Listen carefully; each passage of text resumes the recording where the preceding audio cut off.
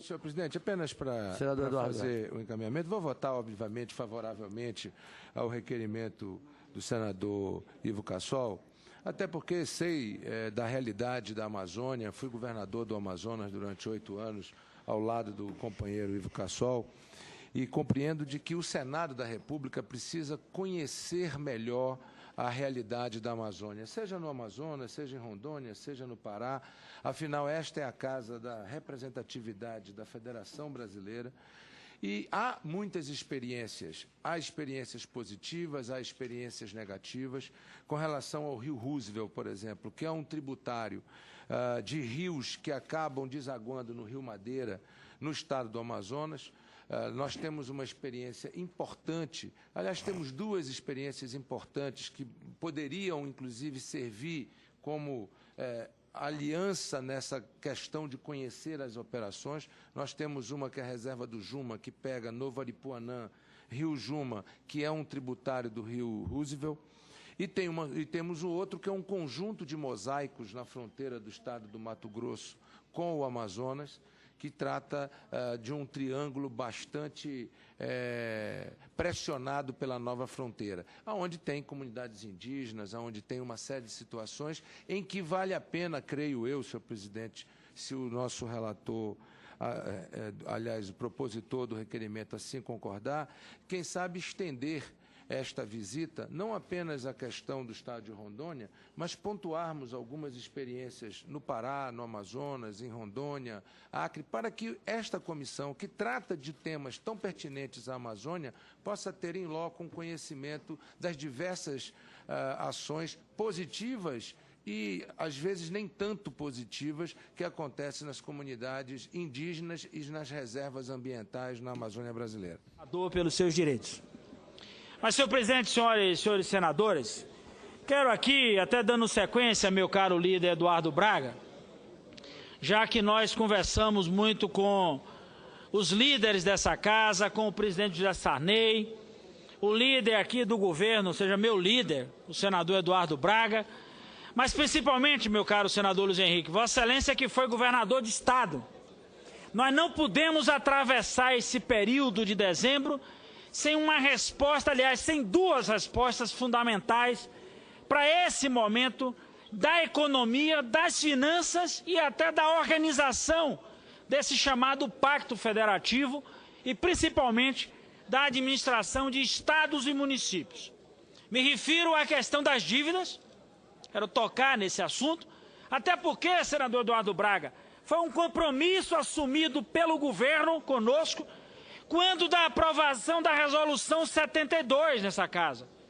Na sequência, nós apreciaríamos aqui a modificação das regras no que diz respeito às dívidas de estados e municípios. E basicamente 2 regras. Nós queremos discutir, e aí não importa ficar transformando isso em querela, se o parâmetro será uma Selic ou não, então. Mas nós queremos reduzir essa taxa de juros, importante isso, e ao mesmo tempo tratar do alongamento. A Vossa Excelência, aliás, os 2 têm muito mais não, os 2 têm experiência mais do que eu, porque os 2 foram governadores e sabem exatamente que uma medida... Senador Eduardo Braga. Senador Walter Pinheiro, primeiro para cumprimentar a Vossa Excelência pela pertinência e pela oportunidade do pronunciamento de Vossa Excelência. Segundo, para saudar nossos companheiros e companheiras, governadoras e governador Cid Gomes, governadora Rosiana e governadora Rosalba, do Rio Grande do Norte, todas e todos, obviamente, nesta casa, para discutir o Pacto Federativo, como Vossa Excelência aborda muito bem da tribuna. E eu diria a Vossa Excelência que a questão do indexador da dívida, que é efetivamente um compromisso do governo com a bancada do Senado, em função, e ainda há pouco conversava com o senador Cássio Cunha Lima, com relação à questão da Resolução 072, quando votamos a Resolução 072, que trouxe ganhos para muitos estados, mas muitos ganhos também para São Paulo, de que ficou acertado de que nós negociaríamos duas questões fundamentais. Uma, renegociação do indexador da dívida pública dos estados e dos municípios e a discussão, obviamente, do alongamento do prazo. Isso é fundamental que seja feito, até porque, meu caro senador, líder do PT, líder do bloco da maioria aqui, isso já está acontecendo na prática, senador Cássio Cunha Lima, porque os governos estaduais, senador Sérgio Souza, já estão renegociando financiamentos e pagando e quitando a dívida velha, que tinha um indexador extremamente distorcido diante da realidade nacional. Acontece que alguns estados que têm menor capacidade de negociação, menor capacidade creditícia, veem-se prejudicados por não terem essa possibilidade de poderem negociar no mercado de forma livre e vir negociar com o governo federal. Acho que urge, por parte do Ministério da Fazenda, dar encaminhamento a esta negociação.